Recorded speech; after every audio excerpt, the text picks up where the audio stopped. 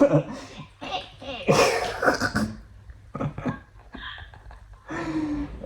Rides is back! I'm back! And this is amazing Yadi. Amazing Queen Kong-chan, Goddess Kong-chan, Baby Kong-chan, everything Kong-chan. What you're going to be learning here today at Nick Rides is how do you install brake discs, brake rotors to the 2015, that's the 4th generation Kawasaki ZX10R SuperBike, step by step, and it's going to be quite interesting. There are certain things you need to learn so you don't create yourself too many problems, but beautifully engineered, just Kawasaki perfection. Very, very beautiful how she's all put together. So let's get into it. Yeah!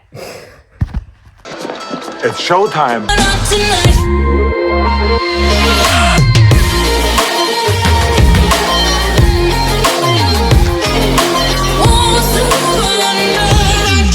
When it comes to Loctite, clearly you only need a little and it goes a long way.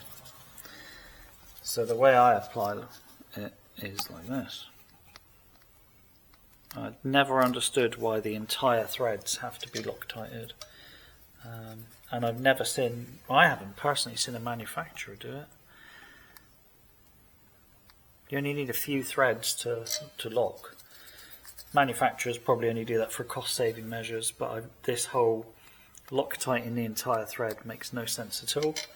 I'm using 243, which is my favourite because it holds on for dear life. And the last thing you want is a problem. Again, I've only wetted up a few of the threads, that's all you need. It's amazing.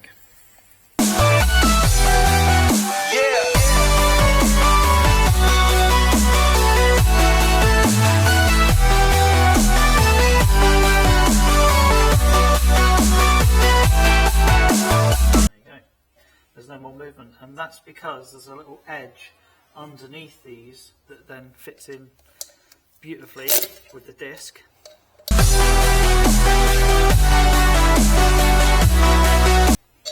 And make sure that the Allen head is right in there.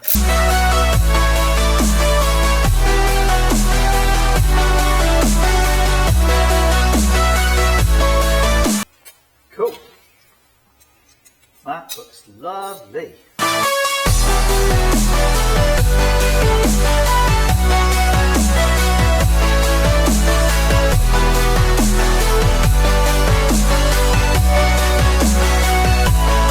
I'll check the torque once I've done both sides, but for the moment I'm talking by hand.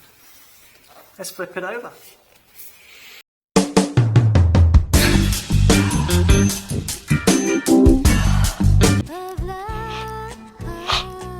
Right, let's get this side off. And again, I'm only using the 3/8. And I'm making sure that I get the Allen key right in. All that's going to happen, one, you get it slightly in, you think that's enough, and then you go to undo it. Well, what is going to stop you from getting, like, you know, if there's full of rust and crud inside of here, what's stopping you from getting like a screwdriver or something, right?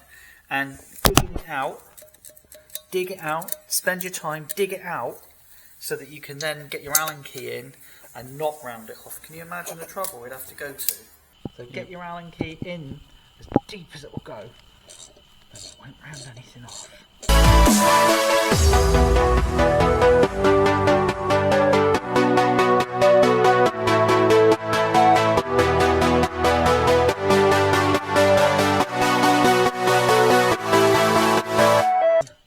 There's only one way round that this goes, I'm sure.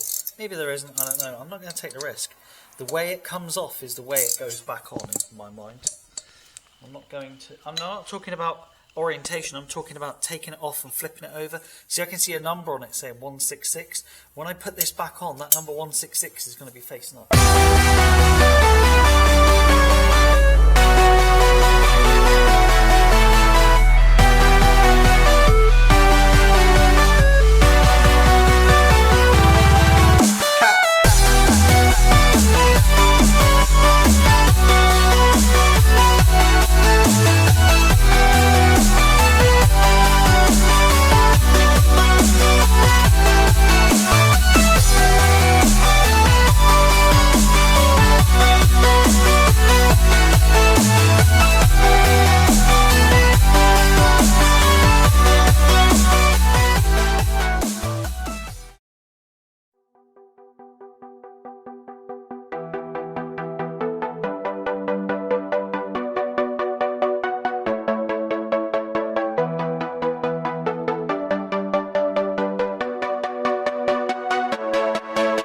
it's pretty corroded, a bit dirty. I'm going to give it a good clean up.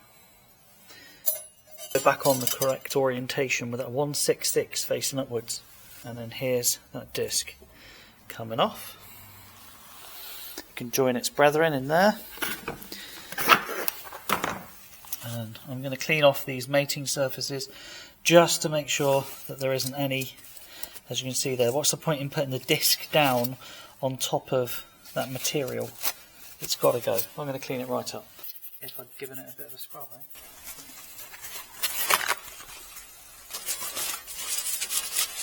I mean, it's going to get dirty in normal life anyway, but you can already see this crud coming off of it. And since we're fitting new discs, there we go, it's nice and tidy.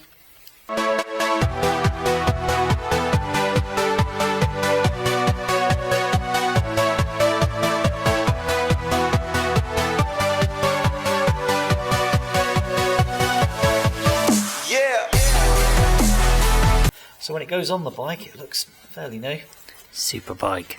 And matches.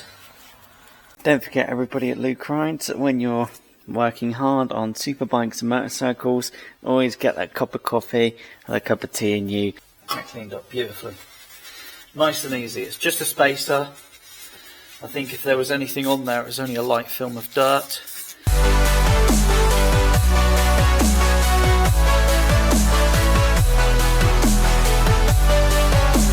So there's a comparison before and after. So you can see there is wear on this spacer.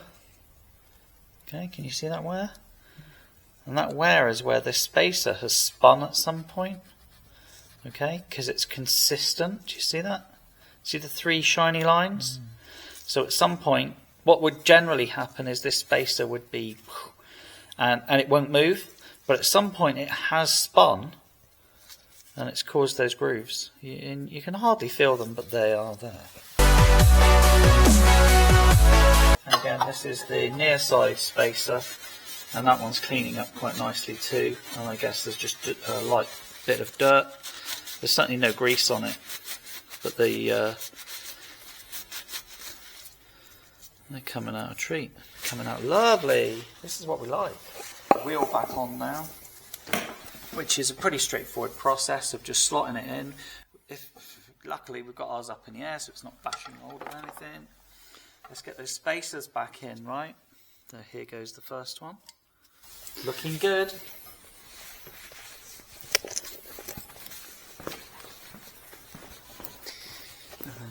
Here goes the near side spacer. Looking good. Now all I've got to do is get the wheel back into position. I'm going to have to lift it up slightly whilst placing the spindle in. Let's hope I don't knock any of those spacers out. There, right there. Shit. Oh, okay. So all we're going to do now is get the spindle in and start threading it in by hand.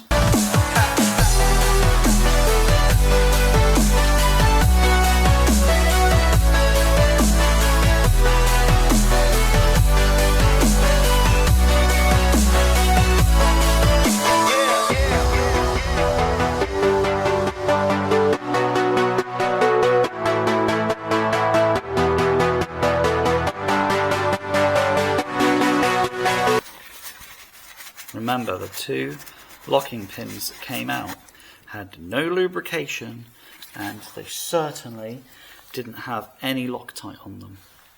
So given that Kawasaki, in their infinite wisdom, have done it this way, that is exactly how I'm going to do it. Isn't that nice with the chamfered heads? Do you see that? So they've actually machined material away to make them just a little bit lighter. SuperBike. So now that the spindle's in and tightened up, I'm going to tighten them up. I'm starting by hand. Just nipping them up.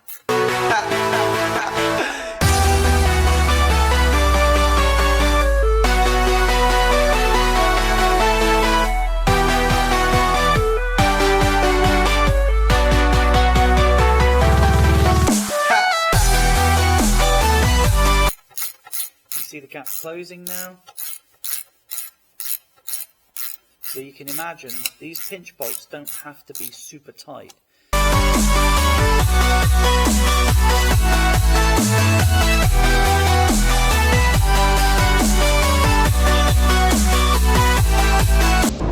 Whoa. So now the gap is almost up, you can't even see it. And I'm just going to tighten up these pinch bolts. If you over tighten the pinch bolts, what will happen is it will end up cracking. I love this tool, it just fits so beautifully. There we go. And that's about as hand tight as I want them to be. And you can see there's like no gap now. It's really closed this in together. It's locked, although we tighten this up, it's locked it in. Look at that, it spins beautiful, right? Beautiful, Governor. Okay, let's put those calipers back together.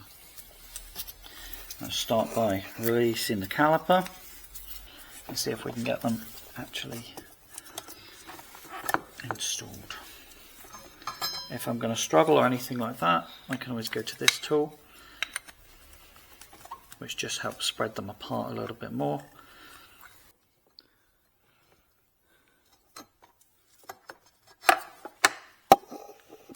Cool. Caliper bolts going back in.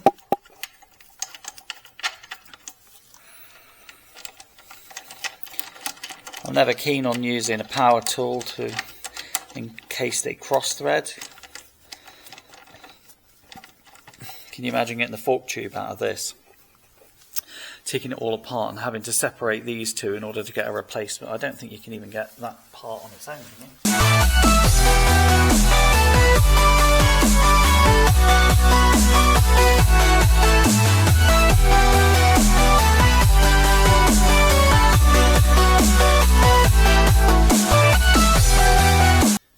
What torque settings would you recommend if you had to? 50 Newton meters. I don't know. You should look it up. Might be 35 for all you know.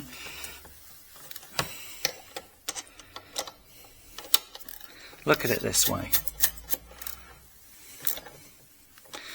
I'm going to argue with everyone now. Look at it this way, right? There's a reason that the bolts are going down this way. Because to be fair, when this wheel's rotating and the pads are crushing onto the disc, the forces are not in that direction, are they? They're not in that direction. They're in this direction, yeah? So you've got rotation, the forces are in this direction, the pads are grabbing on, everything's being yanked that way.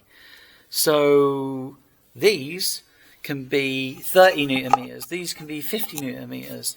There's no, apart from tearing forces that way, there's no actual forces that way. I think about, I don't know, 35, 40 Newton meters, something like that. Just to make sure that they are not just split at the bottom, but split at the top, so there's an even gap.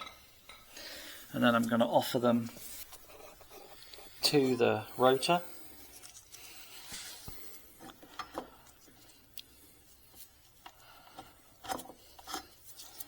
Pop the caliper on. There we go. Again, being careful with that ABS sensor. I think it's safe that I can now install the ABS sensor.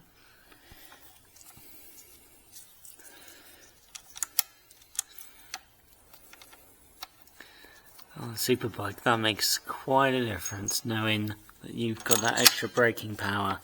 And when you put on the anchors, the computer's going to assist you to scrub off that speed at over 200 miles an hour, over 100 miles an hour on these superbikes, without you locking the front or rear wheel, and then ditching your superbike and destroying it, and hurting yourself at the same time. Very impressive technology. So I'm just going to use that little 6mm just to do up the sensor. It's probably like 8 Newton meters. It's not going to be anything exciting. There we go.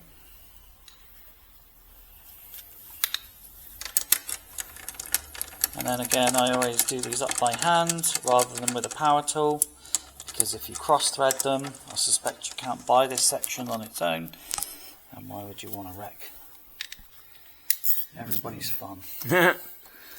Or buying new forks when you could have done it by hand. Okay, now I'm just going to do them up.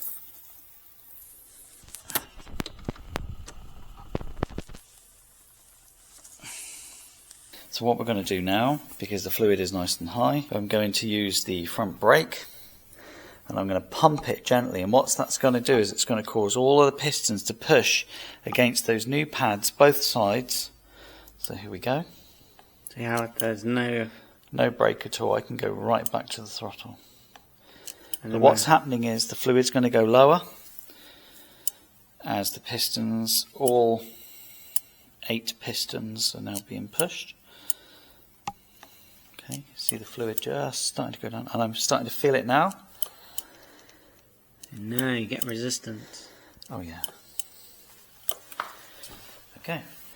So we have working brakes, and it doesn't hurt just to go over a few things.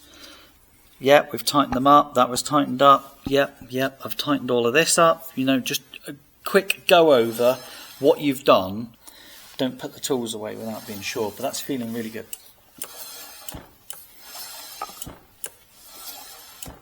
And it's not binding like it was before. With the old pads and the old discs, it was binding quite badly, and that's just beautiful. Luke Wright hopes that you enjoyed that workshop video here at the channel.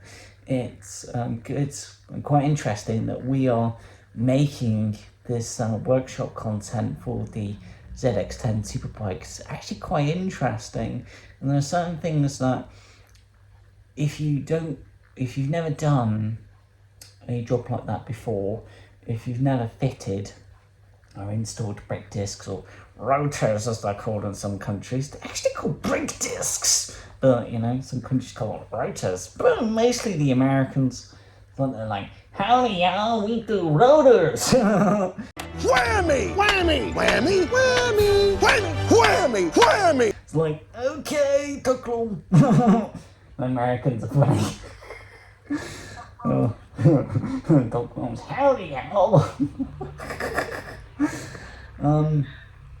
But there are certain mistakes that you can make, but learning, hopefully from Luke Wright, you've learned how not to make those mistakes, and it's a lot of fun. It's the ZX10 SuperBike is the pinnacle, the fastest, supersonic, most beautiful, most sensual, most gorgeous, fastest motorcycle that Kawasaki make. It's, you know, race bike with lights on her, and it was a good upgrade for the ZX10. The EBCs, yeah, absolutely stunning, really pretty, just to look at, and a gold accent as well. EBC would fit these are designed for superbikes, and they're very, very, very well put together. Absolute quality. Luke Wright actually noticed the firepower of the EBCs on that first ride after fitting them, but that'll be for another video at some point. But yeah, Luke Wright's like, he needs the coffee, yo. He's like, he needs the coffee. It smells so good. Oh, bollocks. Take him the coffee. No! Oh, Luke Wright can't get to the coffee. Oh, this is typical. Need coffee to Duncan. Oh, thanks for watching, everybody. To Duncan. Yeah, the can't chat more than life. Love forever true.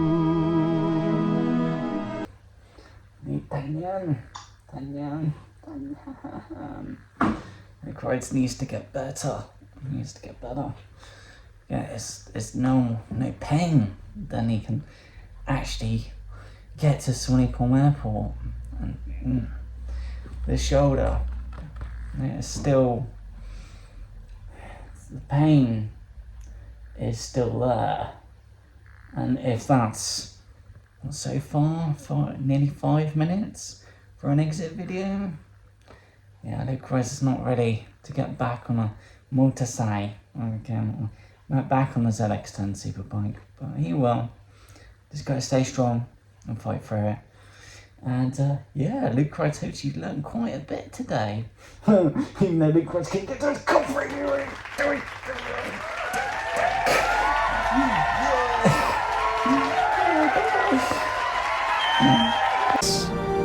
The way we... The little rascal has spirit. As what, sir? This is the end of the trail for me. Thank you. Yeah. Thank you, kid.